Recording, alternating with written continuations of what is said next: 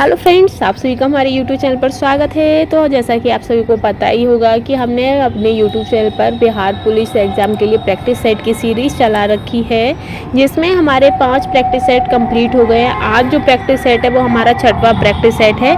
और ये जो प्रैक्टिस सेट है पुलिस एग्ज़ाम के लिए, ये जो आपका री एग्ज़ाम है 7 अगस्त को, उसके लिए इम्पोर्टेंट है। साथ ही जो आपकी न्यू वैकेंसी आने वाली है 1,22,000 बिहार में पुलिस की, उन सभी के लिए काफ़ी इम्पोर्टेंट है। साथ ही ये एआई जो एसआई के या दरोगा की जो परीक्षाओं की तैयारी करते हैं उनके लिए भी काफ़ी इंपॉर्टेंट है। और एसएससी के जो एग्ज़ाम की तैयारी करते हैं उनके लिए भी इम्पोर्टेंट है। एक तरीके से कहें तो आपको सभी को ही पता होगा कि जो जीएस होती है, हिंदी होती है, इंग्लिश है, रीजनिंग है, मैथ है, ये ज़्यादातर प्रत्येक एग्जाम के लिए इम्पोर्टेंट होता है। बेसिकली तो सभी को ही आना चाहिए इतना कुछ तो, ठीक है। तो उसी को सबको देखते हुए हमने बिहार के सभी एग्जामों के लिए ये मोस्ट इंपॉर्टेंट सीरीज स्टार्ट की है। मोस्टली ये आपकी पुलिस एग्जाम के लिए है, ठीक है। तो आज जो हमारा ये प्रैक्टिस सेट है 6वां है, 5 प्रैक्टिस सेट हमने कंप्लीट कर लिए हैं। और फ्रेंड्स, अगर आप हमारे यूट्यूब चैनल पर पहली बार आए हैं तो प्लीज़ हमें सपोर्ट जरूर करिएगा, क्योंकि सपोर्ट की सख्त ज़रूरत होती है। क्योंकि अगर कोई बंदा आपके लिए इतनी मेहनत करता है तो आपका भी फ़र्ज़ होता है कि उसे सपोर्ट करें। उसे जो, क्योंकि वो कोई आपसे पैसे तो ले नहीं रहा है, पैसे तो नहीं ले रहा है ना, वो सिर्फ आपको पढ़ा रहा है, वो भी फ्री कंटेंट प्रोवाइड करा रहा है, आपको पढ़ा रहा है विदाउट फीस के। तो चलिए आज के हम ज़्यादा टाइम आपका ना लेते हुए सीधे अपने क्वेश्चन आंसरों पर चलेंगे। तो जो हमारा पहला क्वेश्चन रहेगा वो है इसमें कि निम्न में से कौन सा युग्म सही सुमेलित है, यानी कि इस जो ये जोड़ा दिया गया है इसमें से सही सुमेलित कौन सा है। तो हम आपको बता दें कि इसमें जो सही सुमेलित है, यानी कि भारत शासन अधिनियम 1935 राज्यों में द्विसदनीय व्यवस्थापिका, तो ये गलत है। भारत परिषद अधिनियम 1892 निर्वाचन का सिद्धांत, तो निर्वाचन का सिद्धांत से संबंधित है, तो ये एकदम सही है। क्योंकि जो भारत परिषद अधिनियम 1892 है वो आपके निर्वाचन सिद्धांत से संबंधित है। और हम आपको बता दें कि 1891 में कांग्रेस ने अपने इस दृढ़ निश्चय को दोहराया कि जब तक भारत की जनता को सिर्फ उनके निर्वाचित प्रतिनिधियों के माध्यम से विधानमंडलों में अपनी सक्षम आवाज़ उठाने की इजाज़त नहीं मिल जाती है, तब तक भारत अच्छी तरह से शासन नहीं हो सकता है। यानी कि इसमें क्या था, इसमें कहा गया था जो कांग्रेस थी वो अपने दृढ़ निश्चय पर आ गई थी कि जब तक जो विधानमंडल में जो हमारी आवाज़ है, जब तक हम अपनी आवाज़ उठाने की इजाज़त नहीं हमें मिल सकती, हम अपनी बात नहीं कह सकते हैं, तब तक हमें किस चीज़ का हमें अधिकार है। जब तक आप अपनी बात ही नहीं कह पाओ तो आपका किस चीज़ का आपका अधिकार हो गया। तो उसका इतना अधिकार उन लोगों को मिलना चाहिए विधानसभा में भी कि वो विधानसभा में अपनी आवाज़ उठा सके, अपनी बात कह सके। और तब तक जब तक ये नहीं होगा तब तक भारत एक अच्छी शासन से नहीं हो सकता है। तो इन्हीं सबको देखते हुए भारतीय परिषद अधिनियम 1892 लागू किया गया था, जिसमें आपका निर्वाचन का सिद्धांत दिया गया था। आई होप आपको समझ आ गया होगा। तो इस क्वेश्चन का जो आपका करेक्ट आंसर है वो ऑप्शन बी करेक्ट आंसर है, ठीक है। आगे हम चलेंगे, नेक्स्ट क्वेश्चन है आपका सेकंड क्वेश्चन में हमसे पूछा है कि नीचे दिए गए विकल्पों में से संबंधित शब्द ज्ञात कीजिए। ये एक तरीके से आपका रीजनिंग का शब्द है। जैसे भीरू का अर्थ होता है डरपोक, डरपोक का उन्होंने लगाया है गधे से, ठीक। और धूर्त मीन्स होता है चालाक, तो चालाक का किसे लगाएंगे, तो लोमड़ी से। किसे लगाएंगे, लोमड़ी। लोमड़ी कैसी होती है, चालाक होती है, ठीक है। तो इसका आंसर क्या हो गया, इसका आंसर हो जाएगा ऑप्शन बी। क्या हो जाएगा, ऑप्शन बी हो जाएगा, ठीक है। आगे हम चलेंगे, थर्ड क्वेश्चन है आपका। थर्ड क्वेश्चन में हमसे पूछा है कि स्वतंत्र भारत में भाषाई आधार पर गठित राज्यों के संबंध में निम्न कथनों पर विचार कीजिए। निम्न कथनों पर विचार करना है, ठीक है। तो हम आपको बता दें कि जो जून 1948 कितना, जून 1948 में भारत सरकार द्वारा एस के धर की अध्यक्षता में भाषाई प्रांतीय आयोग का गठन हुआ था। एक क्वेश्चन आता है कि जो प्रांतीय आयोग का जो गठन था वो कब हुआ था और किसकी अध्यक्षता में हुआ था। तो ये जो प्रांतीय, यानी कि हमें स्वतंत्र भारत के भाषाई आधार पर गठनों का, राज्यों का गठन करना है, तो इसका जो प्रावधान था वो आपका 1948 में स्टार्ट हुआ था। वो भी आपके एस के धर की अध्यक्षता में, ठीक है। किसकी अध्यक्षता में, एच के धर की अध्यक्षता में, ठीक है, की अध्यक्षता में, ठीक है। फिर आता है कि दिसंबर 1948 में आयोग ने रिपोर्ट प्रस्तुत की, जिसमें राज्यों के पुनर्गठन का आधार भाषाई न रखकर प्रशासनिक सुविधा को रखने की अनुशंसा की। क्या की अनुशंसा की गई कि जो भाषाई आधार पर गठन करना है तो वो भाषाई आधार न करके उसको हम प्रशासनिक सुविधा के अनुसार रखने की दोहराएंगे कि प्रशासनिक जो सुविधा है उसके लिए हम इनका गठन कर रहे हैं, ठीक है। तो इसी के संबंध में ये क्वेश्चन है आपका। फिर आता है कि 1953 में तेलुगु भाषी लोगों के लिए पृथक आंध्र प्रदेश राज्य बनाया गया था। तो ये तो सही है आपका। जो तेलुगु भाषी लोगों के लिए पृथक आंध्र प्रदेश का आपका राज्य बनाया गया था 1953 में, ठीक है। फिर आता है कि जवाहरलाल नेहरू स्वयं राज्यों के भाषाई आधार पर गठन के पक्षधार थे। तो जवाहरलाल नेहरू थे वो राज्यों के भाषाई आधार पर गठन के पक्षधार थे, तो ये गलत है आपका। तो इसका जो आपका करेक्ट है वो आपका ए है, तो इसलिए इसका आंसर हो जाएगा ऑप्शन ए, यानी कि केवल एक इसका सही है, दूसरा नहीं है, ठीक है। आई होप आपको समझ आ गया होगा। थोड़ा सा बैकग्राउंड शोर हो सकता है क्योंकि अभी ये कांवर का सीजन है ना, सावन का महीना है, तो उसमें कांवरें निकलती हैं, तो आपको पता ही है कि वो लोग कितना हाई शोर करते हैं, बहुत ही ज़्यादा लाउड स्पीकर में वो अपने गाने चलाते हैं, ठीक है। तो कोई नहीं, थोड़ी बहुत देर की दिक्कत है। फिर आगे हम बढ़ते हैं, नेक्स्ट क्वेश्चन पर चलेंगे। नेक्स्ट क्वेश्चन है फोर्थ आपका, जिसमें हमसे पूछा है कि राष्ट्रीय हरित न्यायाधिकरण की स्थापना कब की गई थी। जो राष्ट्रीय हरित न्यायाधिकरण की जो स्थापना है वो आपकी 18 अक्टूबर 2010, कितना 18 अक्टूबर 2010 को आपकी राष्ट्रीय हरित न्यायाधिकरण की स्थापना की गई थी, ठीक है। और फिर ये भी आता है कि जो इसकी स्थापना की गई थी वो किस एक्ट के अधीन की गई थी। तो इसकी जो स्थापना है वो आपकी नेशनल ग्रीन ट्रिब्यूनल एक्ट 2010 के अधीन इसकी राष्ट्रीय हरित न्यायाधिकरण की स्थापना की गई थी, ठीक है।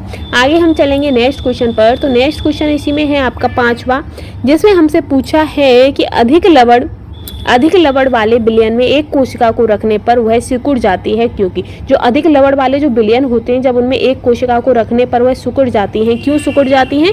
क्योंकि वह जल जो होता है, जो जल बाह्य पाराशरण के कारण बाहर निकल जाता है। क्या होता है? जो जल होता है अधिक लवण का कारण जो बिलियन में जो एक कोशिका को रखने पर वह सिकुड़ जाती है, क्योंकि जो जल है जल बाह्य पाराशरण के कारण बाहर निकल जाता है। क्या होता है? बाहर निकल जाता है, इसलिए वो सिकुड़ जाता है।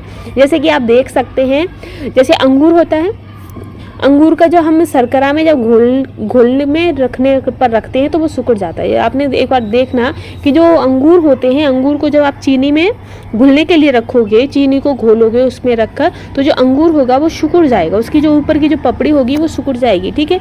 तो आप चाहें तो उसे छील भी सकते हैं, पूरा अलग अलग हो जाएगा, ठीक है। तो ये जो होता है वही आपका जो कोशिकाओं को रखने पर वह सिकुड़ जाती हैं, यही इसका कारण होता है, ठीक है। आगे हम चलेंगे छठवें क्वेश्चन पर। तो छठवां क्वेश्चन आपका रहेगा कि मानव मस्तिष्क का कौन सा भाग श्वसन क्रियाओं को नियंत्रित करता है। यानी कि हमारी बॉडी में जो मानव है, जो हमारा मस्तिष्क है, वह कौन सा अंग है जो हमारे मस्तिष्क को श्वसन क्रिया के अंदर जो क्रियाएं होती हैं उनको नियंत्रित करता है। तो जो हमारा पांस होता है, क्या होता है? पांस। जो पांस होता है वो आपके श्वसन क्रियाओं को नियंत्रित करता है। और पश्च भाग जो होता है, जो हमारी बॉडी का जो पश्च भाग होता है, जो पांस है, ये क्या है? ये आपके बॉडी के पश्च भाग में स्थित होता है, ठीक है। जैसे कि हमारी जो सिर है, हमारा सिर को हमारे 3 भागों में बांटा गया है। कितने? 3 में। कौन कौन सा? एक आपका आगे का होगा यानी कि अग्र मस्तिष्क, एक आपके बीच का हो गया यानी कि मध्य मस्तिष्क, एक आपके पीछे वाला हिस्सा हो गया यानी कि पश्च मस्तिष्क। तो जो आपकी जो श्वसन क्रियाओं को जो नियंत्रित करता है वो आपका जो पांच होता है, ये आपके पीछे वाले भाग में होता है, ठीक है। आई होप आपको समझ आ गया होगा। और जो पंच, जो मध्य और पश्चिम मस्तिष्क को सम्मिलित रूप से जोड़ता है, यानी कि इन दोनों की जो बॉन्डिंग जो एरिया होती है, उस जो बॉन्ड होता है, उस बॉन्ड को क्या कहते हैं? ये क्वेश्चन काफी बार पूछा गया है। तो उस बॉन्ड को हम क्या कहते हैं? उस बॉन्ड को हम कहते हैं मस्तिष्क स्टेम। क्या कहते हैं? मस्तिष्क स्टेम, ठीक है। तो आई होप आपको ये समझ आ गया होगा। आगे हम बढ़ेंगे, नेक्स्ट क्वेश्चन पर चलेंगे। तो नेक्स्ट है आपका 7 क्वेश्चन। 7 क्वेश्चन में हमसे पूछा गया है, जो 7वां क्वेश्चन है उसमें हमसे पूछा है सीधे कि निम्नलिखित में से किस वर्ष, क्या करना है? निम्नलिखित में से किस वर्ष, एक सेकेंड, हाँ, निम्नलिखित में से किस वर्ष मंगलयान 2 का लॉन्च किया गया था। जो हमारा मंगलयान 2 है, L1 है, उसे कब लॉन्च किया गया था? तो हम आपको बता दें कि ये आपका 2024 में लॉन्च हुआ है। ये तो सभी को हो गया, इसी साल हुआ है। पर अब आता है कि ये कैसे, क्या इसकी पूरी प्रोसेस रही थी, वो भी हमें जान लेना चाहिए। तो ये जो हमारा लॉन्चिंग वर्ष है वो हमारा 2024 हो गया। तो इस क्वेश्चन का आंसर आपका ऑप्शन बी हो जाता है। इससे संबंधित हम थोड़ा सा और अध्ययन कर लेते हैं। तो मंगल ग्रह के अध्ययन के लिए ऑर्बिटर, क्या? ऑर्बिटर, लैंडर और रोवर, किसको? ऑर्बिटर, लैंडर और रोवर, इनको मंगलयान पर अध्ययन के लिए भेजा गया था। किसके लिए? मंगलयान है जो, उसका पूरा अध्ययन करने के लिए इन्हें भेजा गया था। फिर है कि मंगलयान प्रथम, जो मंगलयान प्रथम है वो भारत का प्रथम मंगल अभियान था। कौन सा था? प्रथम मंगल अभियान था। और ये मंगलयान 2 है, यानी कि ये दूसरा हो गया। अब आता है कि जो हमारा मंगलयान जो यान प्रथम था वो कब लॉन्च किया गया था, तो वो आपका 5 नवंबर 2023 में लॉन्च किया गया था। कब? 5 नवंबर 2023 में। और दूसरा कब है, तो 2024 में। ठीक है, आई होप आपको समझ आ रहा होगा, और इतना तो समझ आ ही गया होगा। और इसमें और अगर आपको डीपली जानकारी चाहिए हो इसके बारे में, तो हमने अपने जो हमारे यूट्यूब चैनल है उस पर हमने मंगलयान 3 से संबंधित जो है और चंद्रयान 3 से संबंधित भी वीडियो एक बनाकर डाल रखी है, आप वहाँ पर इसका पूरा विस्तृत जानकारी ले सकते हैं। ठीक है, तो अब इसी सीरीज में हम आगे चलेंगे 8वें क्वेश्चन पर। तो 8वां क्वेश्चन है आपका कि निम्नलिखित में से किस देश में 23वां फीफा फुटबॉल विश्व कप का आयोजन किया गया है, यानी कि वह कौन सा देश है जहाँ पर 23वां फीफा फुटबॉल विश्व कप का आयोजन किया गया है, तो वो आपका अमेरिका में, कनाडा में, मैक्सिको, इन सभी में किया गया है। इसलिए इसका आंसर हो जाएगा ये सभी। क्या हो जाएगा? ये सभी। ठीक है, अब आता है कि 2026 का जो आयोजन है वो कहाँ होगा, तो 2026 का जो आयोजन है वो आपका अमेरिका में होगा। ठीक है, ठीक है, अमेरिका, मैक्सिको और कनाडा तीनों देशों में होगा। और जो 22वां आपका विश्व कप फुटबॉल विश्व कप था वो आपका कहाँ इसका आयोजन किया गया था, तो जो ये तो आपका 23वां हो गया। और जो 22वां था, 22वां का जो आयोजन, ये पूछ सकता है आपसे कि जो 22वां का जो आयोजन हुआ है वो कतर में हुआ था। कहाँ हुआ था?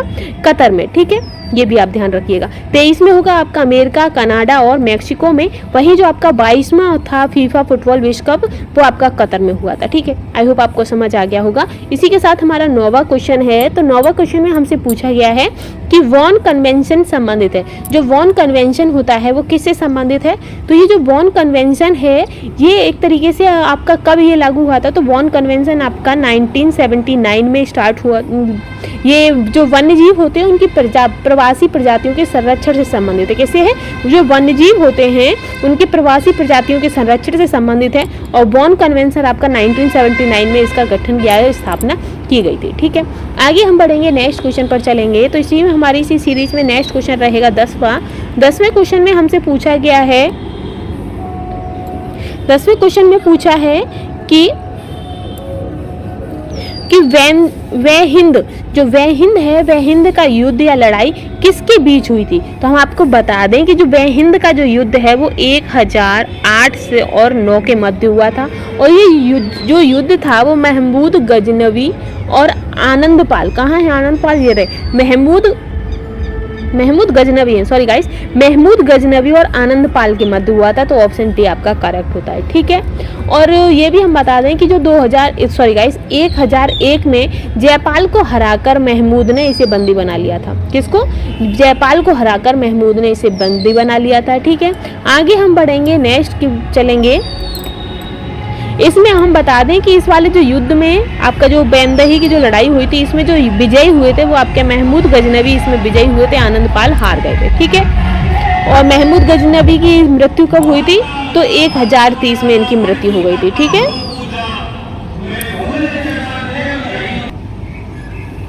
आगे है आपका नेक्स्ट कि अकबर ने इबादत खाने का निर्माण कब कराया था।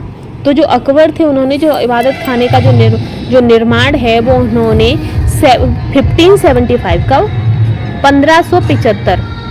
1575 में कहाँ पर कराया था, तो फतेहपुर सीकरी में कराया था इसका निर्माण। ठीक है, इबादत खाना। और इबादत खाना होता था, क्या होता था, तो प्रार्थना कक्ष या प्रार्थना घर, यहाँ पर लोग प्रार्थना कर सकें। ठीक है, आगे है आपका नेक्स्ट कि choose the correct meaning of the idiom given below. जो ये आपका स्पेलिंग, ये आपका सेंटेंस दिया गया है उसको हमने करेक्ट इंडोम्स बताना है इसका। तो इसमें जो आपका करेक्ट आंसर हो जाएगा, जैसे कि slip the beams, slip the beams. तो इसका आंसर क्या होगा, तो इसका जो आंसर होगा वो हो जाएगा कि टू रेवल ए सीक्रेट। क्या हो जाएगा? To reveal a secret. तो ऑप्शन ए इसका करेक्ट है। ठीक है, क्या हो जाएगा? ऑप्शन ए इसका करेक्ट है। ठीक है, आगे हम बढ़ते हैं, नेक्स्ट पर चलेंगे। तो नेक्स्ट है आपका 13 क्वेश्चन, जिसमें हमें ट्रांसलेट करना है कि किताब पढ़ाई जाने को है। जो किताब है वो पढ़ाई जाने को है, तो इसे इंग्लिश में क्या कहेंगे। तो इसे हम इंग्लिश में जब ट्रांसलेट करेंगे तो इसे कहेंगे कि the book is to be taught. क्या? The book is to be taught. तो इसका जो आंसर करेक्ट होगा वो ऑप्शन ए आपका आंसर करेक्ट हो जाएगा। ठीक है, नेक्स्ट रहेगा क्वेश्चन आपका, ये रीजनिंग से संबंधित क्वेश्चन है 14 आपका,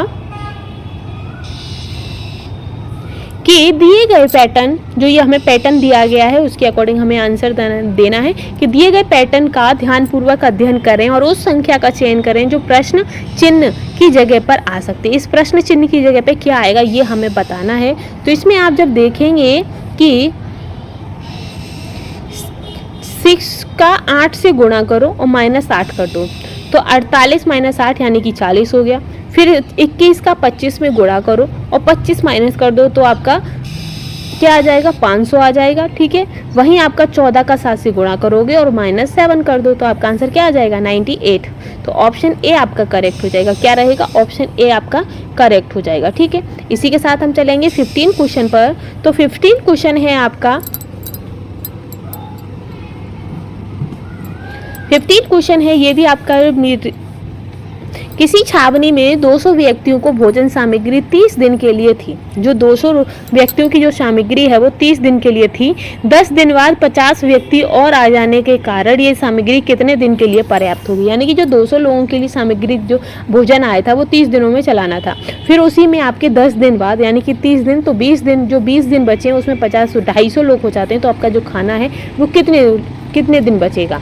उसके अकॉर्डिंग जब हम इसका आंसर पूरा, ये हमें एक सूत्र होता है M1 यानी कि मनुष्य, D1 H1, ठीक है, बराबर M2 यानी कि अब कितने हो गए, ये जो सूत्र होता है M2 D2 और H2 ये सूत्र है। जब आप इससे सॉल्व करेंगे तो आपका जो आंसर रहेगा वो आंसर हो जाएगा आपका 16। क्या हो जाएगा, 16 हो जाएगा। ठीक है, आगे हम चलेंगे नेक्स्ट पर। तो 16 क्वेश्चन है आपका कि हमारे सौर परिवार के संदर्भ में निम्नलिखित में से कौन सा कथन सही नहीं है। यानी कि जो हमारा सौर ग्रह है, सौर परिवार है, उसमें इसमें जो हमारे ऑप्शन दिए गए उनमें से कौन सा कथन सही नहीं है। ठीक है, तो ये जो है कि मंगल जोवियन ग्रह है, तो जो मंगल जोवियन ग्रह है ये आपका गलत है, क्योंकि जो मंगल है वो आपका पार्थिव ग्रह है। कैसा है, पार्थिव ग्रह है। ठीक है, पार्थिव ग्रह। और आपको बता दें कि जो बुध है, अभी लेटेस्ट में न्यूज आई थी कि जो बुध है वो दोबारा से हमारे 9 ग्रहों में शामिल होने वाला है। पहले 9 ग्रह थे, फिर 8 हो गए, अब दोबारा से ये चर्चाएं आ रही हैं कि आपका 9 ग्रह होने वाले हैं।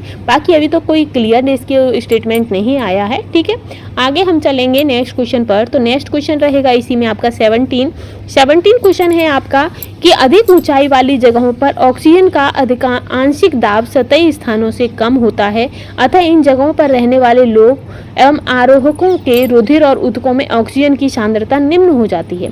इसके कारण आरोहक कमजोर ही हो जाते हैं और स्पष्ट सोच नहीं पाते। इन लक्षणों को क्या कहते हैं, इन लक्षणों को क्या कहेंगे। तो ये जो लक्षण होते हैं इन्हें हम क्या कहेंगे, तो इन्हें हम कहते हैं एनाक्सिया। क्या कहते हैं, एनाक्सिया।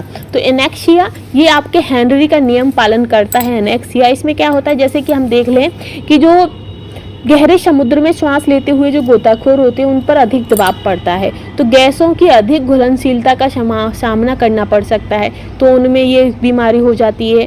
वहीं जो कोशिका जो अवरोध उत्पन्न कर देता है और चिकित्सीय अवस्था उत्पन्न कर देता है उसे वेंट्स कहते हैं। जो वेंट्स है, तो वेंट्स क्या होता है, वेंट्स आपका होता है जब हमारी जो कोशिकाएं हैं, कोशिकाओं में अवरोध उत्पन्न कर देता है और एक चिकित्सीय अवस्था उत्पन्न कर देता है, उसे वेंट्स कहते हैं। और जो वेंट्स होता है वो अत्यधिक पीड़ादायक और जानलेवा भी हो जाता है काफ़ी बार। ठीक है, तो आई होप आपको ये भी समझ आ गया होगा। आगे हम चलते हैं नेक्स्ट पर।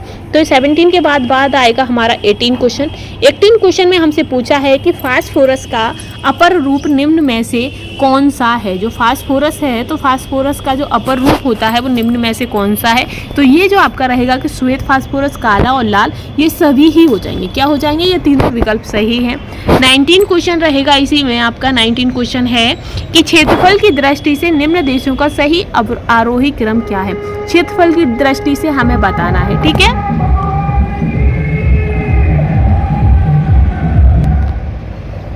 तो क्षेत्रफल की दृष्टि से जब हम बताएंगे तो इसमें जो आपका आएगा जैसे कजाकिस्तान हो गया, अर्जेंटीना, भारत और ऑस्ट्रेलिया। ठीक है, ये इसका करेक्ट आंसर रहेगा। इसी के बाद हम आगे चलेंगे 20 क्वेश्चन पर। तो 20 क्वेश्चन है जिसमें हमें कथन दिए गए हैं और कथन के हिसाब से ही हमें आंसर देना है। ठीक है, तो 20 क्वेश्चन में हमसे पूछा गया है कि अंतर्राज्यीय संबंध के संदर्भ में कौन सा कथन असत्य है। अंतर्राज्यीय संबंध के संबंध में, ठीक है, तो जो अंतर्राज्यीय संबंध है वो संविधान के भाग 9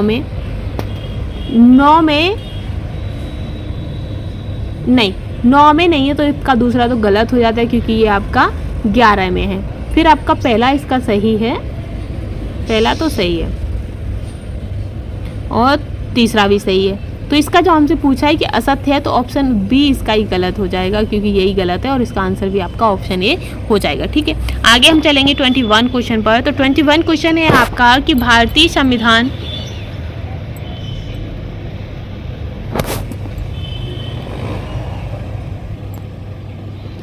फिर है कि भारतीय संविधान का अनुच्छेद 338 का से संबंधित है। तो जो अनुच्छेद 338 का है वो आपके राष्ट्रीय अनुसूचित जाति आयोग जनजाति आयोग से संबंधित है। कैसे? राष्ट्रीय अनुसूचित जनजाति आयोग से संबंधित है। तो ऑप्शन डी इसका करेक्ट होता है।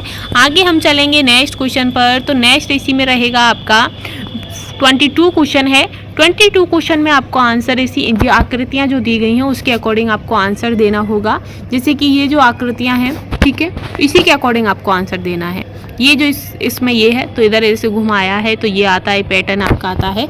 तो इस पैटर्न का क्या होगा, ये हमसे पूछा गया है। ये हो गया, ये हो गया, इसकी जगह पे कौन सा पैटर्न होगा। ठीक है, तो इसमें जो आपका आंसर रहेगा तो 21, 22 आएगा हमारा क्वेश्चन। तो इसमें जो आपकी आकृतियाँ रहेंगी, जैसे ऊपर एक है तो नीचे कितने हो जाएंगे उसी के अकॉर्डिंग हमें बताना है। तो 2 डबल हो जाएंगे, यानी कि ऑप्शन डी करेक्ट हो जाएगा। ठीक है, ऑप्शन डी। ठीक, आगे हम बढ़ेंगे नेक्स्ट पर। तो 23 क्वेश्चन आपका आ रहा है अब 23 है आपका कि 2500 का 6 वर्ष के अंत में उपार्जित ब्याज 1650 है। इसी दर पर तथा उसी अवधि के लिए 6875 का कितना साधारण ब्याज होगा। ठीक है, ये हमें बताना है। तो ये इसका जो हम जैसे कि आपका मूलधन हो गया 2500, समय हो गया 6 वर्ष और ब्याज कितनी थी 1650। अब उसी सेम टू सेम उसी की पर्पज से हमें ये क्वेश्चन आगे सॉल्व करना है। तो इसका जो दर प्रतिशत वगैरह बराबर जो सूत्र होता है वो आपका ब्याज अपॉन क्या होता है, मूलधन गुणा 6 यानी कि वर्ष अपॉन 100 हो जाएगा। तो उसके अकॉर्डिंग इसका आंसर जो ये आता है। ठीक, अब इसका जब हम अपोजिट करेंगे तो आपका जो आंसर रहेगा ये हो जाएगा आपका ऑप्शन 37.50%, यही हो जाएगा आपका। ठीक है, ऑप्शन डी इसका करेक्ट हो जाएगा। आपको समझ नहीं आए तो हम आपको फिर से बता देते हैं। जैसे कि जो हम ऊपर वाला जो हमने सॉल्व किया है उसका कैसे होगा कि 1650 गुणा 100 अपॉन 25 6 बराबर 11%। ठीक है, ये हो गया 11%। ठीक, अब इसी का जो हम नया जो मूलधन हमें जो प्राप्त हो दिया है उसके अकॉर्डिंग हमें निकालना है। तो हम क्या करेंगे, तो हम करेंगे कि 600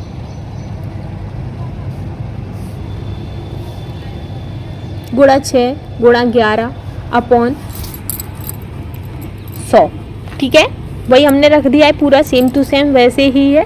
ये हो गया हमारा, इसकी जगह पे ये 6 हो गया वर्ष और ये 11% पे आ गया, परसेंटेज का नीचे चला गया। जब हम इसको सॉल्व करेंगे तो हमारा जो आंसर आएगा वो होगा 4537.50। ठीक है, तो इसका आंसर क्या होगा, इसका आंसर ऑप्शन डी हो जाएगा। 24 क्वेश्चन है आपका कि मेरे घर से राजू का घर 2 किलोमीटर दूर है, यानी कि मेरे घर से राजू का घर 2 किलोमीटर दूर पर है। तो इस वाक्य में कारक कौन सा है। तो इस वाक्य में जो आपका कारक है वो आपका अपादान कारक है। ठीक है, 2 किलोमीटर दूर है किससे, से, यानी कि से जो इसमें लगा है वो आपका अपादान कारक है, यानी कि अलगाव कर रहा है, दोनों घर अलग अलग हैं। ठीक है, तो अलगाव है इसलिए आपका अपादान हो जाएगा। 25 क्वेश्चन है आपका कि भौगोलिक क्षेत्र की दृष्टि से जापान का सबसे बड़ा द्वीप है। तो जापान का जो सबसे बड़ा जो द्वीप है वो आपका भौगोलिक दृष्टि से वो होन्शु है। क्या है, होन्शु है। और इसका जो क्षेत्रफल है वो आपका 2,88,000 है। कितना है, 2,88,000 वर्ग किलोमीटर है। और होन्शु की जो राजधानी है वो कौन सी है, तो इसकी जापान की जो राजधानी है टोक्यो। जो टोक्यो है, जापान की राजधानी क्या है आपकी, टोक्यो है। ठीक है, टोक्यो का ये आपका एक द्वीप है। टोक्यो जो है वो आपके होन्शु द्वीप पर स्थित है। ठीक है, आगे हम बढ़ेंगे, नेक्स्ट पर चलेंगे। नेक्स्ट रहेगा इसी में आपका 25 के बाद आएगा 26 क्वेश्चन। 26 क्वेश्चन में हमसे पूछा गया है कि निम्नलिखित में से किस केंद्रीय मंत्रालय द्वारा नया सवेरा योजना चलाया जा रहा है। तो जो नया सवेरा योजना जो है जो चलाया जा रहा है वो आपके अल्पसंख्यक मंत्रालय के द्वारा चलाया जा रहा है। ठीक है, इसके बाद आएगा हमारा 27 क्वेश्चन है आपका कि एक रिपोर्ट के अनुसार विश्व के शीर्ष 50 महानतम स्थानों में भारत के कौन से 2 स्थानों को शामिल किया गया है। 50 देश हैं जो शीर्ष, उनमें से भारत के कौन से 2 स्थानों को शामिल किया गया है। तो उसमें जो भारत के जो 2 देश हैं वो आपका कौन कौन सा है। एक तो आपका लद्दाख है, दूसरा आपका मयूरभंज है। तो ऑप्शन डी आपका करेक्ट हो जाता है महान देशों में। ठीक है, आगे हम चलते हैं। 28 क्वेश्चन है आपका। 28 क्वेश्चन में पूछा है कि जटिल खाद्य पदार्थ क्या है। जटिल खाद्य पदार्थों का सरल पदार्थों में परिवर्तित होना किस प्रक्रम से संबंधित है। जो जटिल पदार्थ होते हैं जब वो आपके सरल पदार्थ में जो परिवर्तित होना होता है वो किस क्रम से संबंधित है। तो वो विखंडन यानी कि टूटना, विखंडन और टूटने से संबंधित हो गया, क्योंकि परिवर्तित तो तभी होगा ना सरल जाति तो वो टूटे या विखंडन हो। तो ये जो प्रक्रम होता है, ये पूरी क्रिया होती है वो आपकी पाचन में आती है। किस में आती है। पाचन में आती है। कैसे। जब कोई खाना होता है, जैसे हम रोटी हम ले लेते हैं, रोटी का जब हम एक पीस जो एक कौर जिसे हम बोलते हैं, कौर को जब हम अपने मुंह में ले जाते हैं, दांतों से चबाते हैं, चबा के तो क्या होता है वो रोटी के जो छोटे छोटे टुकड़ों में वो टूट रही होती है। तो जो इसका जो प्रारंभ होता है वो हमारे मुंह से ही स्टार्ट हो जाता है। मुंह के बाद फिर वो ग्रास नली में जाता है, ग्रसिका जिसे कहते हैं, फिर अमाशय में जाता है। तो इस तरीके से जो इसका पूरा पाचन क्रिया चलती है। अमाशय हुआ, फिर अमाशय के बाद छोटी आंत में, फिर बड़ी आंत में, फिर उसके बाद आपके गुदा में चला जाता है, यानी कि वेस्ट हो जाता है। ठीक, तो ये आपकी पूरी जो क्रिया होती है वो किस में आती है। पाचन में आती है। ठीक, आई होप आपको ये समझ आ गया होगा। समझ आ गया है तो प्लीज़ चैनल को like, share and support and subscribe जरूर कर दीजिएगा। आगे है आपका 29 क्वेश्चन।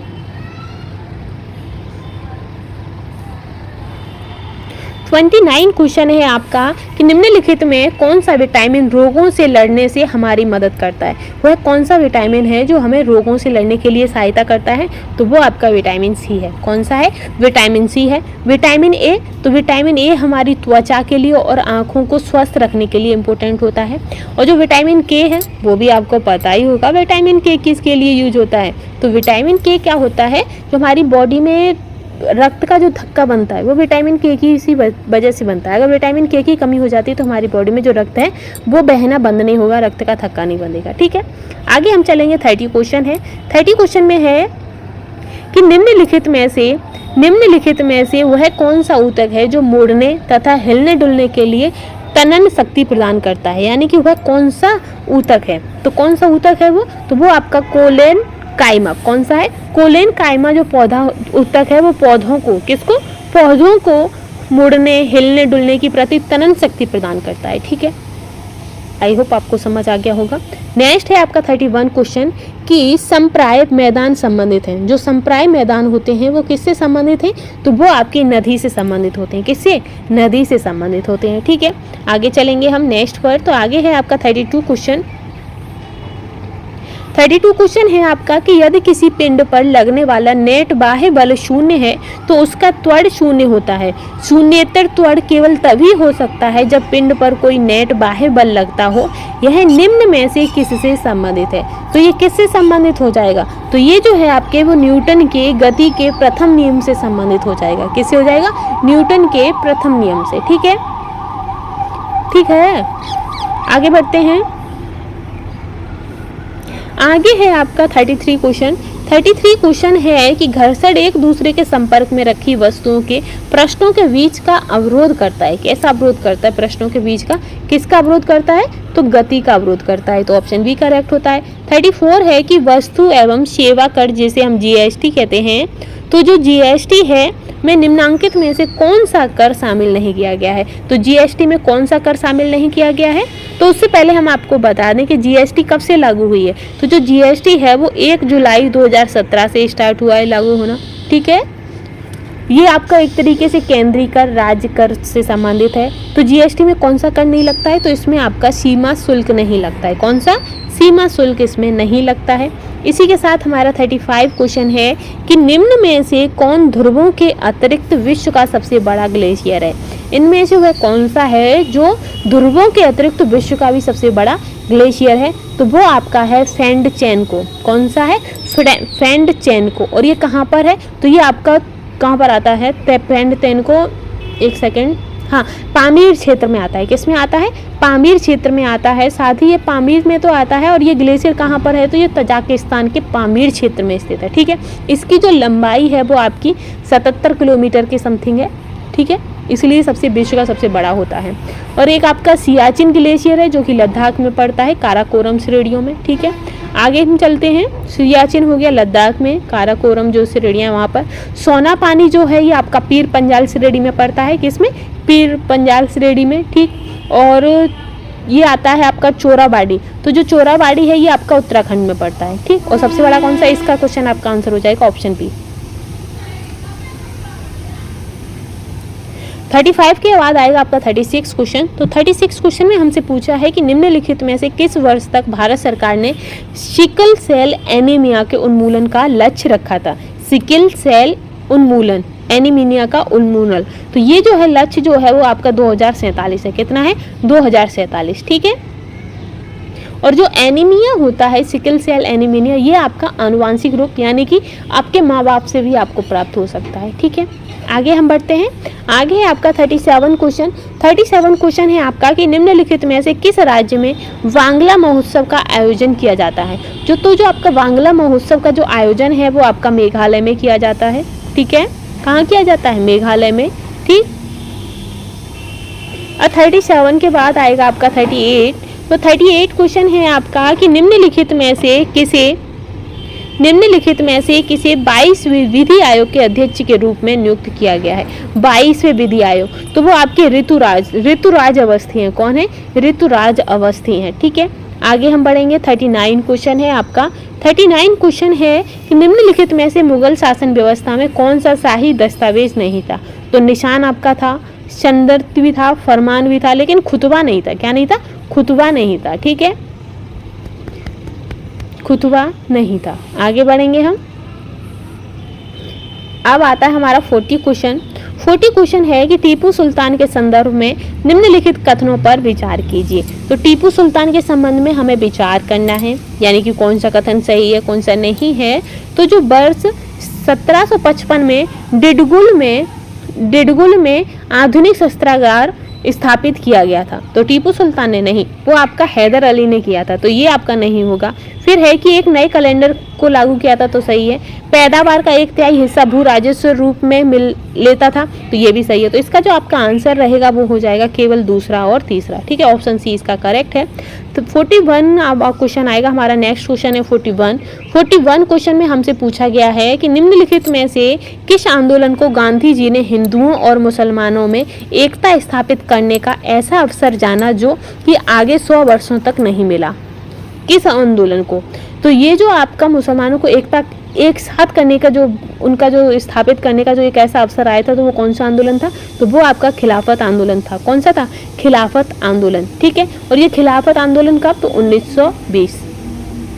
ठीक है, आगे हम बढ़ते हैं नेक्स्ट पर। 42 क्वेश्चन है आपका कि यमुना नदी की निम्नलिखित सहायक नदियों पर विचार कीजिए और उन्हें पश्चिम से पूर्व की ओर क्रमशः लगाना है। पश्चिम से पूर्व यानी कि पहले चंबल, फिर सिंधु, फिर बेतवा, फिर कैन। ठीक, तो पहले चंबल आएगी आपकी। कौन सी आएगी? चंबल। तो दो ऑप्शन ए इसका करेक्ट हो जाएगा। ठीक है, आगे चलते हैं हम नेक्स्ट क्वेश्चन पर। 43 क्वेश्चन आएगा अब आपका। 43 क्वेश्चन है आपका कि एक विद्यमान राज्य की एक विद्यमान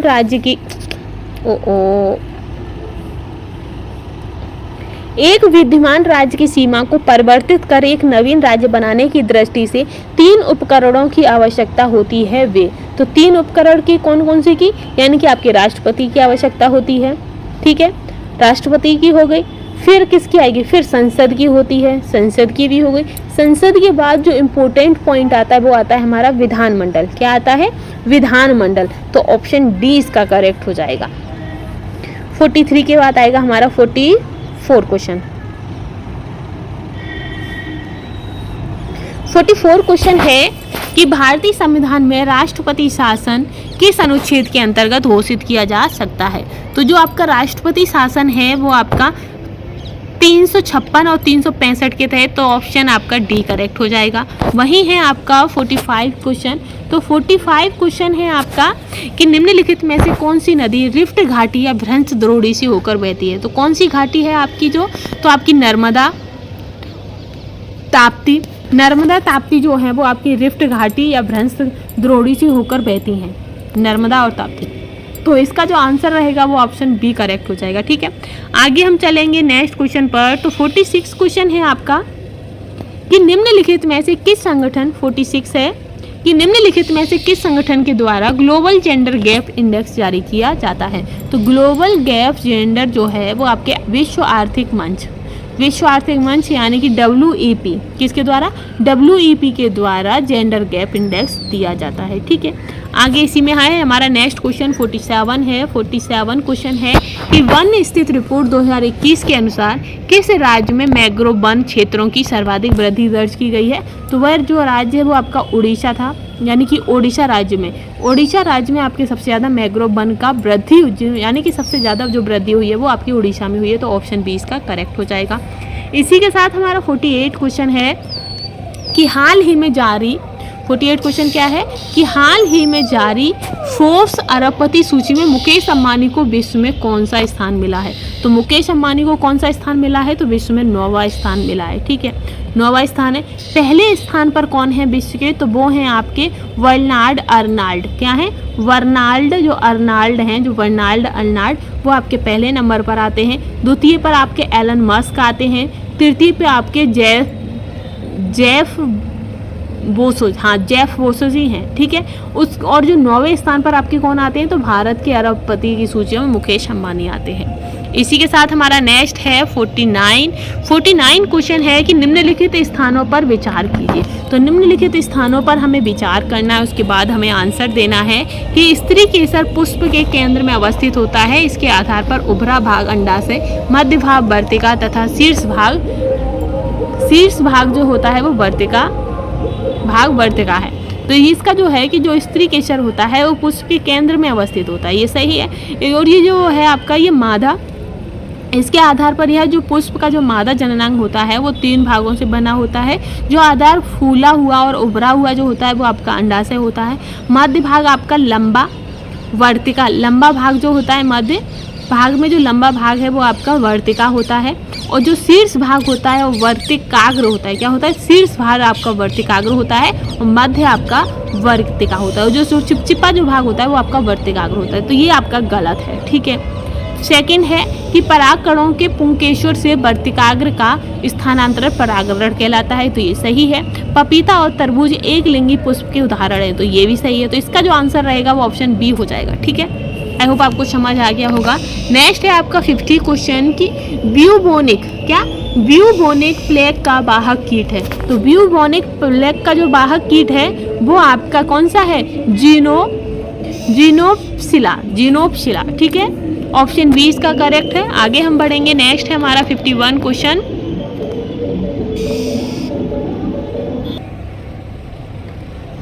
नेक्स्ट क्वेश्चन है हमारा 51 की सूची 1 को सूची 2 से सुमेलित कीजिए तथा कूट से सही उत्तर चुनिए। इन्हें हमें आपस में मिलाना है और सही आंसर बताना है।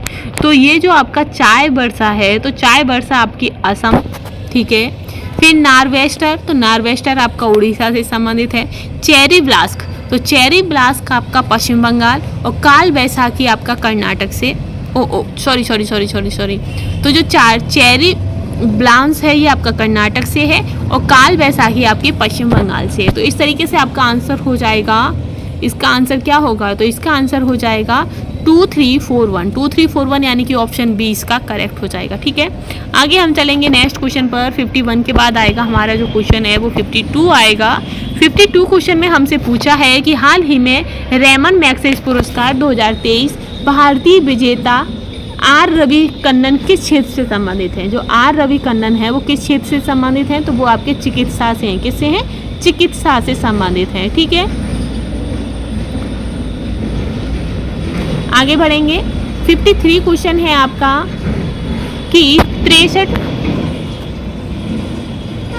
53 क्वेश्चन है कि 68 यानी कि 68वां फिल्म फेयर अवार्ड 2023 में किस अभिनेता को सर्वश्रेष्ठ अभिनेता का अवार्ड मिला है। तो किस अभिनेता को सर्वश्रेष्ठ अभिनेता का पुरस्कार मिला है, तो वो हैं आपके राजकुमार राव। कौन है, राजकुमार राव है। ठीक है, आगे हम चलेंगे। इसी में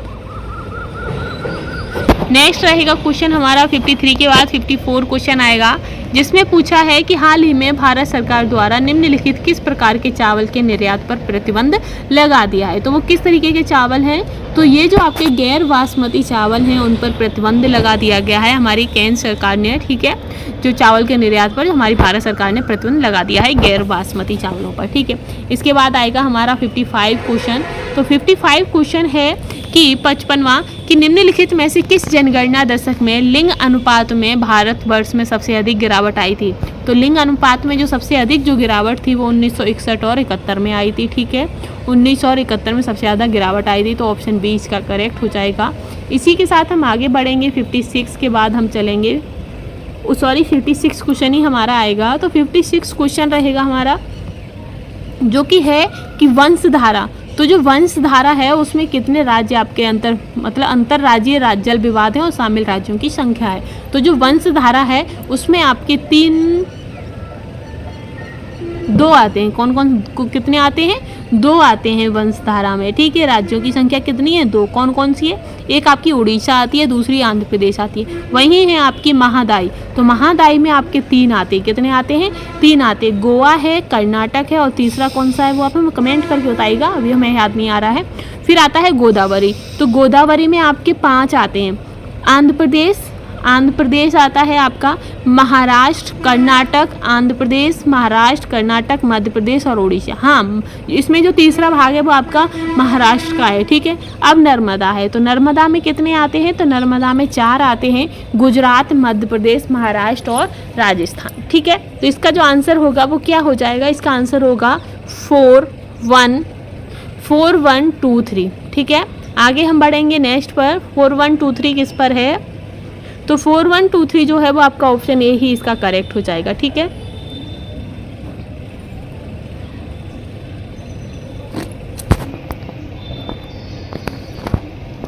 नेक्स्ट है 57 क्वेश्चन आपका कि कार्बनिक यौगिक से संबंधित कथनों पर विचार कीजिए। तो कार्बनिक यौगिक से संबंधित कथनों पर हमें विचार करना है कि कार्बन एक हाइड्रोजन से बनने वाला अन्य यौगिक एथेन है जिसका सूत्र C2H6 है, तो ये सही है। फिर है कि सरल कार्बन यौगिकों की संरचना प्राप्त करने के लिए सबसे पहले कार्बन के परमाणुओं को द्वि आबंध के द्वारा आपस में जोड़ा जाता है, तो ये गलत है। फिर है कि कार्बन की शेष संयोजकता को संतुष्ट करने के लिए हाइड्रोजन के परमाणुओं का उपयोग करते हैं, तो ये भी गलत है। तो इसका जो आंसर रहेगा वो ऑप्शन ए इसका करेक्ट आंसर हो जाएगा। इसके बाद हमारा क्वेश्चन आएगा 58। तो 58 क्वेश्चन है 58 क्वेश्चन है आपका कि निम्नलिखित में से कौन सही नहीं है। तो कौन सही नहीं है ये हमें बताना है। तो वाइल का नियम आपका दाब आयतन संबंध है, सही है। चार्ल्स का नियम आपका ताप आयतन से संबंधित है, ये भी सही है। और जो गैस सुलेख नियम है, तो गैस सुलेख जो नियम है वो दाब ताप से संबंधित है और ये आपका आयतन मात्रा से संबंधित बताया है, तो यही आपका गलत है और गलत ही हमसे पूछा गया, इसलिए इस क्वेश्चन का जो आंसर सही होगा वो ऑप्शन सी करेक्ट हो जाएगा। 58 के बाद हम चलेंगे 59 पर। तो 59 क्वेश्चन है आपका 59 है कि स्वविनियोजक क्या हैं। तो जो स्वविनियोजक होते हैं वो क्या हैं? तो ये तांबा, लोहा आदि धातुओं के साथ एक जटिल आयतन का निर्माण करते हैं। क्या करते हैं? आदि के साथ जटिल आयतन का निर्माण करते हैं, ठीक है। आगे हम चलेंगे 60 पर। तो 60 क्वेश्चन है आपका कि भारत में आपराधिक मामलों का सबसे बड़ा न्यायालय कौन सा है। तो आपराधिक मामलों का जो सबसे बड़ा न्यायालय है वो आपका उच्च न्यायालय है। कौन सा है? उच्च न्यायालय यानी कि हाई कोर्ट, ठीक है। नेक्स्ट रहेगा इसी में, नेक्स्ट है आपका 61 क्वेश्चन कि महिलाओं की गरिमा प्रभावित करने वाले आचरण जैसे गालियां देना, अश्लील गाना आदि के संबंध में भारतीय दंड संहिता के किस धारा में प्रावधान है। तो ये दंड संहिता जो है उसमें जो आपकी किस में है प्रावधान? तो 294। कौन सा है धारा? 294।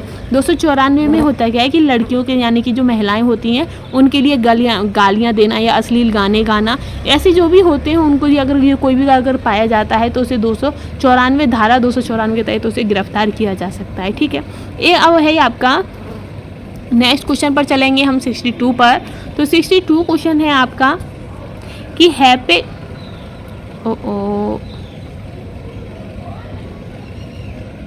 नेक्स्ट है कि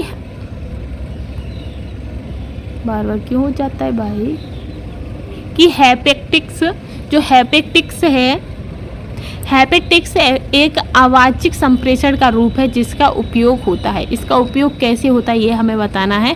तो इसका उपयोग जो है संप्रेषण हेतु स्पर्श करने में होता है। इसमें होता है संप्रेषण हेतु स्पर्श करने में, ठीक है। जैसे कि मुखाकृति द्वारा अभिव्यक्त जब हम कोई जो अशाब्दिक संचार जब हम करते हैं, यानी कि मुख से जब हम कोई बात बोलते हैं तो भी इसका संप्रेषण हो जाता है, ठीक है। नेक्स्ट है कि निम्नलिखित में से कौन सा जल प्रदूषक हैजा जैसी जन्म बीमारियों को स्रोत होता है। हैजा जैसी जो बीमारियां होती हैं वो, जैसे कि गंदा पानी। जो गंदा पानी है वो आपके जल से फैलने वाला रोग होता है और ये महामारी के रूप में भी जाना जाता है।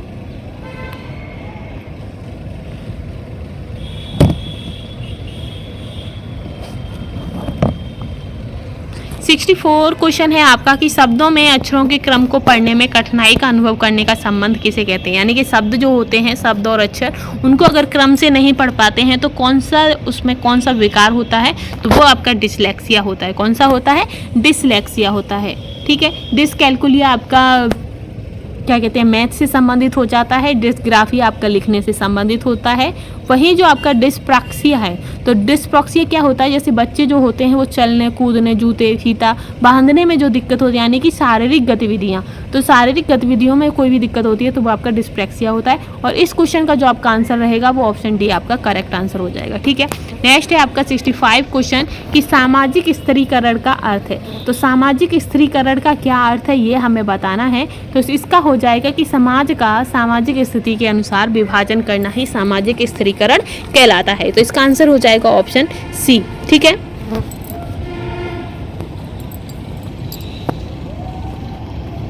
नेक्स्ट है कि मनोहर शब्द में कौन सी संधि है। जो मनोहर है तो मनोहर में कौन सी संधि है ये हमें बताना है।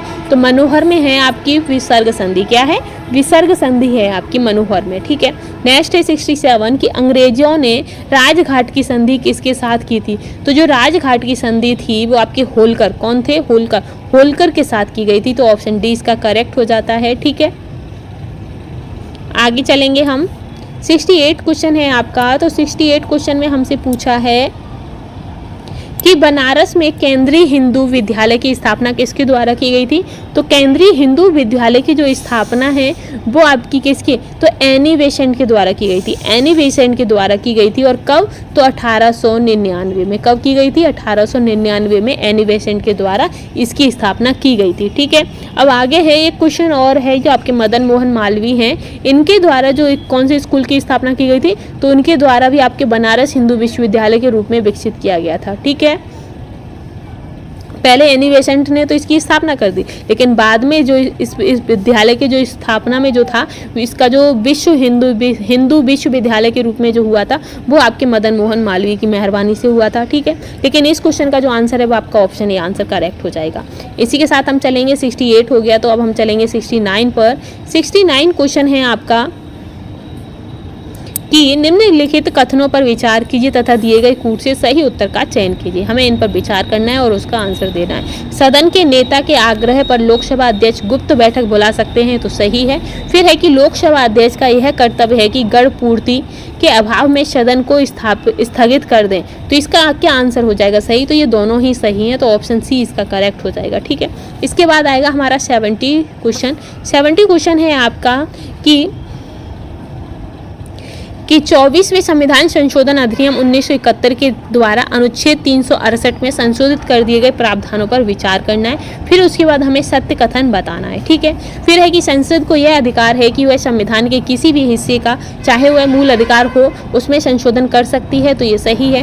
फिर है कि राष्ट्रपति के द्वारा संवैधानिक संशोधन विधेयक को मंजूरी दी जानी जरूरी है, तो ये भी सही है। तो इसका जो आंसर रहेगा वो हो जाएगा ऑप्शन ए और बी दोनों, यानी कि दोनों कथन आपके सही हैं, तो ऑप्शन सी इसका करेक्ट आंसर हो जाएगा, ठीक है। इसी के साथ अब हमारा आएगा 71 क्वेश्चन। इसमें भी कथन दिए गए हैं और कथन के अकॉर्डिंग ही हमें आंसर देना है। तो जो 71 क्वेश्चन है, उसमें है कि तूफानी चालीसा यानी कि रोरिंग फोर्टीज के बारे में निम्नलिखित कथनों पर विचार कीजिए। निम्नलिखित कथनों पर विचार करना है। तो इसमें है कि वे दक्षिणी गोलार्ध के महासागरों में पाए जाने वाले शक्तिशाली पश्चिमी पवन है। कौन सी? तूफानी चालीसा। ठीक है। फिर है कि ये पूर्व से पश्चिम की ओर होने वाले शक्तिशाली वायु प्रवाह के कारण विषुवत वृत्त के दक्षिणी ध्रुव की ओर विस्थापित हो रही वायु और पृथ्वी के घूर्णन का संयोजक तथा वातरोधों की तरह कार्य करने वाली भूसंतरियों का आधिक्य होना है। तो इसमें से सही क्या होगा? तो ये दोनों ही कथन आपके सही हैं, इसलिए ऑप्शन सी आपका करेक्ट हो जाएगा। ठीक है। अब 71 के बाद हम आएंगे 72 पर। तो 72 क्वेश्चन है आपका कि निम्नलिखित में से बिहार के किस व्यक्ति को वर्ष 2023 में 2023 का पद्मश्री पुरस्कार नहीं दिया गया है? इसमें हमसे क्या पूछा है? नहीं दिया गया है। तो आपके आनंद कुमार को दिया गया है साहित्य के क्षेत्र में, जो कपिल देव हैं उनको भी दिया गया है कला के क्षेत्र में, सुभद्रा देवी को भी दिया गया है कला के क्षेत्र में, लेकिन आचार्य चंद नाना जी को नहीं दिया गया, इसलिए इसका आंसर ऑप्शन ए करेक्ट हो जाएगा। 73 क्वेश्चन है आपका कि निम्नलिखित में से किस राज्य द्वारा शक्ति स्मार्ट कार्ड योजना का शुरुआत किया गया है? तो जो शक्ति कार्ड स्मार्ट कार्ड योजना जो है वो आपके कर्नाटक राज्य सरकार के द्वारा स्टार्ट की गई है। ठीक है। तो ये आपका हो जाएगा कर्नाटक। ठीक है। तो इसका आंसर ऑप्शन ए करेक्ट है। इसी में हम आगे चलेंगे। तो 74 क्वेश्चन है आपका। 74 क्वेश्चन में हमसे पूछा है कि निम्नलिखित में से कहाँ पर भारत में बच्चों के लिए पहला कैंसर अस्पताल खोला गया है? तो कहाँ पर बच्चों के लिए पहला कैंसर अस्पताल? तो पटना में खोला गया है। ठीक है। फिर आता है 75 क्वेश्चन कि 1 किलोवाट घंटा, तो इसका सूत्र क्या है? तो इसका जो सूत्र है वो आपका हो जाएगा 3.6 गुणा 86J। ठीक है। ये आपका करेक्ट हो जाएगा। ठीक है। आगे हम बढ़ेंगे इसी सीरीज में। 76 क्वेश्चन है हमारा कि किसी पदार्थ की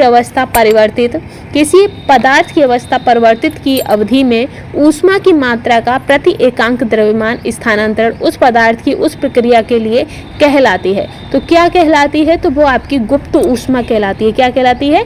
गुप्त ऊष्मा। तो इसका ऑप्शन भी हम देख लेते हैं, गुप्त ऊष्मा है कि नहीं। हाँ, ऑप्शन में है हमारी गुप्त ऊष्मा, तो इसका आंसर ऑप्शन सी करेक्ट हो जाएगा। ठीक है। इसमें ही हम आगे चलेंगे। तो आगे रहेगा आपका 77 क्वेश्चन।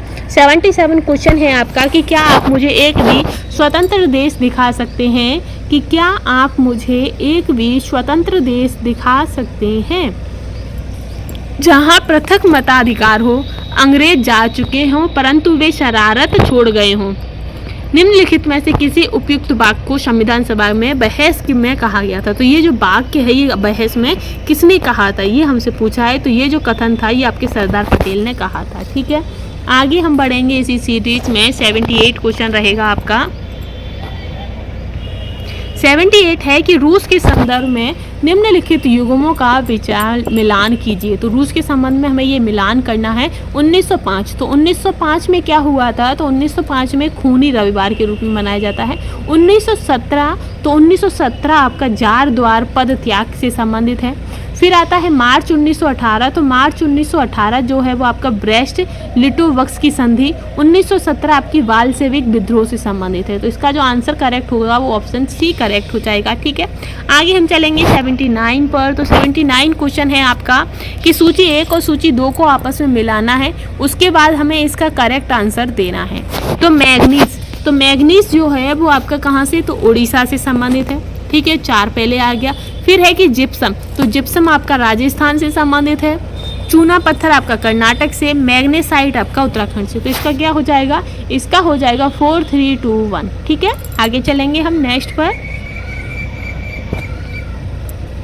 80 क्वेश्चन है आपका कि प्रकाश किरणें सरल रेखा में चलती हैं लेकिन किसी प्रकाशिक तंतु से वे टेढ़े मेढ़े पथ से होकर गुजर सकती हैं, इसका कारण क्या है? तो इसका कारण क्या है जो वो तंतुओं से टेढ़े मेढ़े गुजर सकती हैं? तो इसका जो कारण है वो क्या है? तो इसका कारण जो है वो है कि जैसे ही किरण तंतु से गुजरती है उत्तरोधपूर्ण आंतरिक परावर्तित घटक हो जाता है। ठीक है। तो ऑप्शन डी इसका करेक्ट हो जाएगा। ठीक है। आगे हम बढ़ेंगे 81 पर आएंगे हम। तो 81 क्वेश्चन रहेगा आपका कि करेंसी नोटों में जो करेंसी नोट होते हैं तो करेंसी नोटों में जो जालसाजी होती है, क्या होती है? जो जालसाजी की पहचान करने के लिए निम्नलिखित में से कौन सी तरंगों का प्रयोग किया जाता है? तो उनमें परावैंगनी किरणों का यूज किया जाता है। ठीक है, अब है 82 क्वेश्चन कि किसने कहा है कि न्यायिक सक्रियता को न्यायिक जोखिमवाद नहीं होना चाहिए? जो न्यायिक सक्रियता है उसे जोखिमवाद नहीं होना चाहिए, ये किसने कहा था? तो ये जो कथन है वो आपके न्यायमूर्ति A.S. आनंद ने कहा था। किसने कहा था? न्यायमूर्ति A.S. आनंद ने। ठीक है, इसी के साथ हम आगे बढ़ेंगे। 82 के बाद आएगा हमारा 83 क्वेश्चन।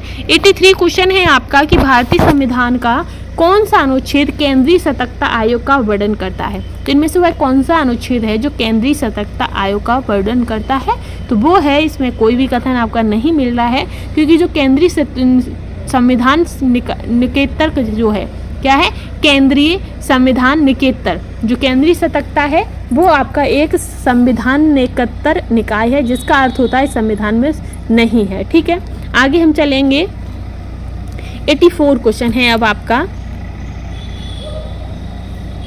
84 क्वेश्चन आपका मैथ से संबंधित है कि 120 के 6% स्टॉक से कितने प्रतिशत वार्षिक आय होती है?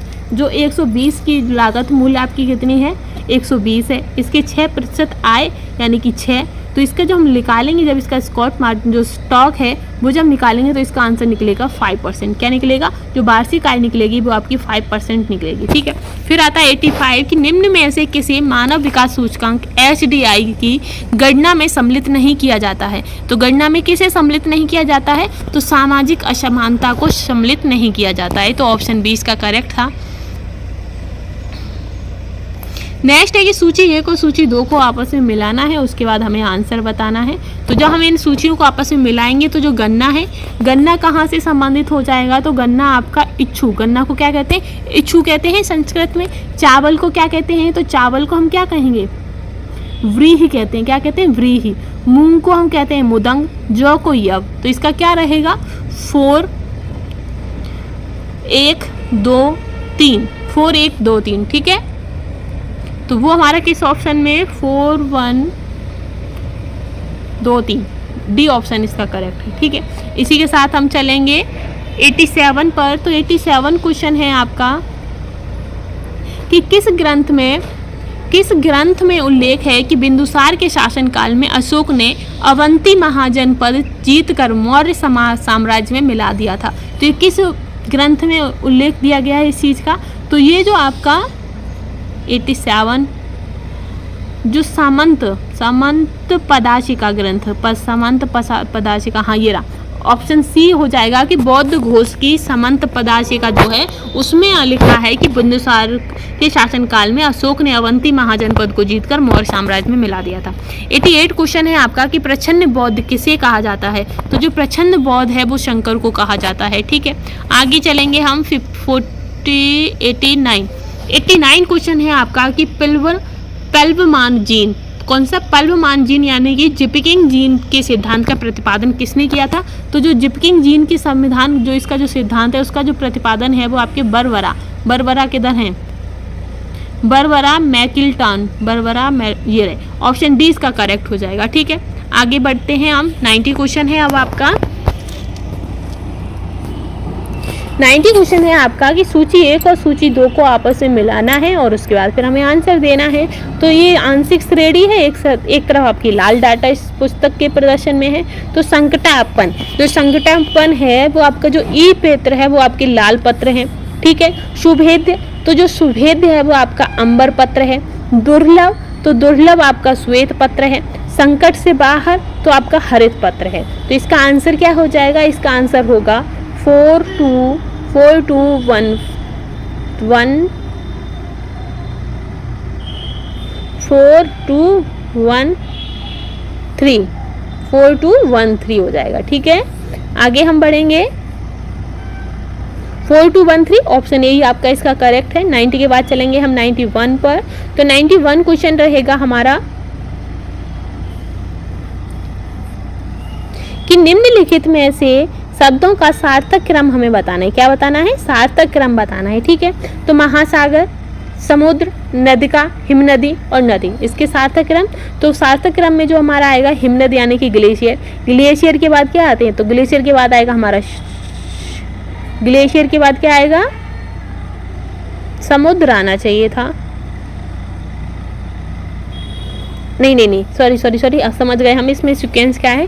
ग्लेशियर जो है फिर वो नदी के रूप में आती है, नदी के रूप में हमारा फिर नाला सा आता है, नाला हमारा समुद्र से मिलता है और समुद्र हमारा महासागर से मिलता है। ठीक है, ये हो गया इसका सीक्वेंस पूरा। क्योंकि जो ग्लेशियर है, ग्लेशियर जब पिघलते हैं तो वो नदी का रूप धारण करते हैं और नदी जो है वो पहले फिर नाला का रूप धारण करती है और जो नाला है वो समुद्र में जाके गिरता है और समुद्र जो है वो महासागर से मिलता है। ठीक है, अब आई होप आपको ये समझ आ गया होगा, तो ऑप्शन बी जो है वो आपका करेक्ट हो जाएगा। ठीक है, 92 क्वेश्चन है आपका कि सूचियों को आपस में मिलाना है, उसके बाद हमें आंसर देना है। तो जो आपका मेथेनोइक अम्ल है, क्या है, मेथेनोइक अम्ल है, ये आपके चींटी के डंक में पाया जाता है। ठीक है, एथेनाइक अम्ल, तो एथेनाइक अम्ल आपका सिरका में होता है, तो 2-1 हो गया आपका। फिर आता है कि ब्यूटायरिक, तो जो ब्यूटायरिक अम्ल होता है वो दुर्गंध युक्त मक्खन, क्या, दुर्गंध युक्त मक्खन से है। फिर कार्बोनिक अम्ल, तो ये आपके शीतल पेय एवं सोडा वाटर से संबंधित होता है।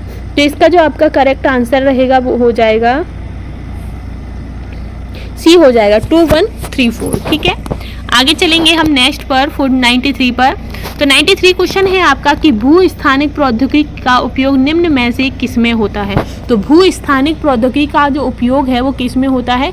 तो जो 92 का आंसर जो आपका रहेगा 93 का, इसका हो जाएगा, ये आपके क्लाउड भी होते हैं, नौवाहन भी होते हैं, उपग्रह सुदूर संवेदन भी होते हैं, तो उपयुक्त सभी हो जाएगा। ठीक है, 94 क्वेश्चन है आपका कि निम्नलिखित में से कौन विंबलडन 2023 में पुरुष एकल वर्ग का विजेता है। तो ये इसमें से कौन है, तो आपका कोलार्स अल्कराज है। कौन है, कोलार्सो अल्कराज। तो ऑप्शन बी इसका करेक्ट हो जाएगा। ठीक है, नेक्स्ट है 95 है आपका कि भारत सरकार बाजरा की फसल पर 2023-24 के लिए न्यूनतम समर्थन मूल्य में प्रति क्विंटल कितना रुपए की वृद्धि की है। तो प्रति क्विंटल जो है आपकी वो 150 रुपए की वृद्धि की है। कितने की है, 150 की। ठीक है, अब आता है 96 क्वेश्चन आपका। 96 है कि निम्नलिखित में से कौन सा जिला बिहार के सबसे पूर्वी भाग में स्थित है। तो जो पूर्वी भाग में आपका कौन सा है, तो कटिहार है। कौन सा है, कटिहार। अब उत्तरी की बात करें तो उत्तरी में आपका चंपारण है, पश्चिम में उत्तरी में चंपारण है, दक्षिण में आपका जिला जो है वो कौन सा है, गया है। ठीक है, और पश्चिम में आपका कैमूर है। और इस क्वेश्चन का आंसर आपका ऑप्शन डी है। आगे चलेंगे हम 97 पर। तो 97 क्वेश्चन है आपका कि कुचिपुड़ी किस राज्य की शास्त्रीय नृत्य है। तो जो कुचिपुड़ी है वो आपके आंध्र प्रदेश का शास्त्रीय नृत्य है। ठीक है, भरतनाट्यम कहाँ का है, तो भरतनाट्यम आपका तमिलनाडु का है। वहीं जो केरल है, तो केरल का कौन सा आता है, तो कुछ आंध्र प्रदेश का कुचिपुड़ी। केरल का आ जाएगा आपका कली यानी कि कथकली। और उड़ीसा का है आपका कौन सा है, उड़ीसा का आप हमें जल्दी से बताइएगा। उड़ीसा का है आपका ओडिशा। ठीक है, नेक्स्ट रहेगा 98। तो 98 क्वेश्चन जो है उसमें हमसे पूछा गया है कि कर मत दो का जो नारा है वो किसने दिया था। तो कर मत दो का जो नारा है वो वल्लभ भाई पटेल ने दिया था। किसने दिया था, वल्लभ भाई पटेल ने। सुभाष चंद्र बोस ने दिया था कि दिल्ली चलो जय हिंद का नारा दिया था। जवाहरलाल नेहरू ने आपका पूर्ण स्वराज्य और आराम हराम है। जयप्रकाश नारायण ने कौन सा दिया था, जयप्रकाश नारायण ने आपका दिया था संपूर्ण क्रांति का नारा दिया था। ठीक है, 99 क्वेश्चन है आपका। 99 क्वेश्चन कौन सा है कि हुक शब्द का जो प्रयोग है वो किया है। तो हुक शब्द का जो प्रयोग है वो क्रिकेट से संबंधित है। किससे, क्रिकेट से संबंधित। ठीक है, अब हम इस अपनी सीरीज की लास्ट क्वेश्चन पर आएंगे। किस पर आएंगे, लास्ट क्वेश्चन पर। वर्षा वन अनुसंधान संस्थान स्थित है। तो जो वर्षा वन अनुसंधान संस्थान है वो आपके जोरहाट में संबंधित है। कहाँ है, जोरहाट में। ठीक है, जोरहाट में। ठीक, भारतीय वनस्पति सर्वेक्षण आपका कोलकाता में है। वन अनुसंधान संस्थान आपका देहरादून में है। उष्णकटिबंधीय वन अनुसंधान का मुख्यालय जो है वो आपका जबलपुर में है। ठीक है, और भारतीय वन प्रबंधन संस्थान जो है आपका वो भोपाल में है। तो फ्रेंड्स, ये जो आज की हमारी प्रैक्टिस सेट की सीरीज थी वो आज हमारी यहीं समाप्त होती है। अगर आपको हमारा प्रैक्टिस सेट पसंद आया हो और ऐसे ही लेटेस्ट वीडियो के लिए हमारे चैनल के साथ बने रहिएगा। Thanks for watching.